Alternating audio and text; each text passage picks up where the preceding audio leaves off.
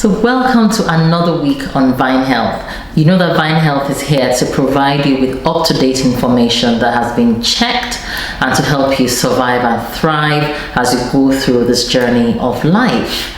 As you know, we are coming out of the pandemic slowly, but the virus is still very much amongst us, so we have to be careful. Now, how have you been getting your head around all these subtle changes in what we're allowed to do and what we can't do? I know I've been bringing you updates over the last couple of weeks as to what can be done and what can't be done. So if you haven't been following that, see my last two videos. So what's changed? Well, July the 4th has come and gone. We've all been excited, been able to go out, to go to the shops, to go to the barbers, and it's all been wonderful. But there are some places you're still not allowed to go. So I'm just going to explain those changes to you as to what you can do and what you can do. Firstly, you can continue to meet with people from another household indoors. One household classes as you and your family and with your bubble. So if you've already chosen a bubble, that's one household, and you can meet with other households but at different times, inside or outside. So just that, you have to be really clear on that. You can meet inside or outside, but it has to be two households, but it can be different households at different times. So that's a bit difficult but easier to understand. Now, what else can you do? Now, you can go and get your hair done. You know, many places are open. The barbers are open, hotels are open, restaurants are open, and there's a whole long list. Just look at the link.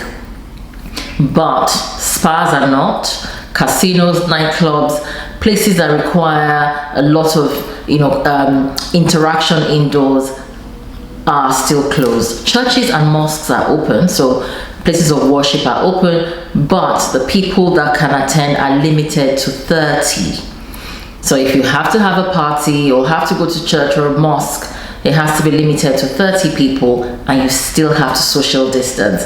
So that hasn't changed. So as I heard, as soon as the lockdown was lifted on the 4th of July, people started to have their weddings and all the pubs were full. People were ready to go out. But remember to still take the precaution that you must take. It is so important to wash your hands, to wear a face covering if you're in a confined space where you can't social distance, to just check your symptoms. And if you have any symptoms that are suggestive of coronavirus, remember to request your test from the NHS Test and Trace. Is very, very easy to do.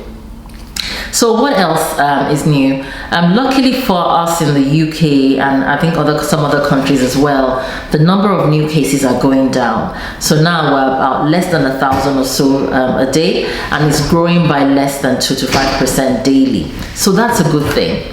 But I can tell you that this is still something that we have to be very, very careful about. And the other thing that made news was the countries that were allowed to come into the UK without the need for quarantine.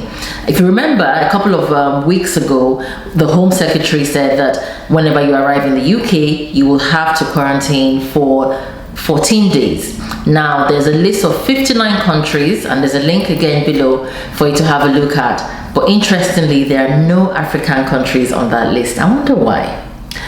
And then just to say lastly, happy birthday to the NHS. The NHS turned 72 at 5 p.m. on the 5th of July. I'm very grateful for the NHS. I'm grateful that we can get healthcare free at source. Not many countries offer that. The NHS treats every single person equally, and we're very proud of that. I'm very lucky myself to have joined the NHS over 18 years ago, and to help to actually bring expertise, leadership, healthcare to the NHS. And it's actually an organization that I'm very, very proud of, because we give healthcare to everyone.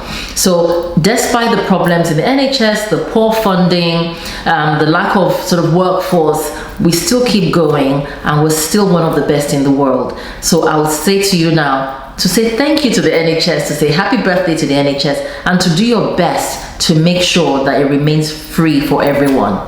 You guys have a great week, and I'll see you again soon.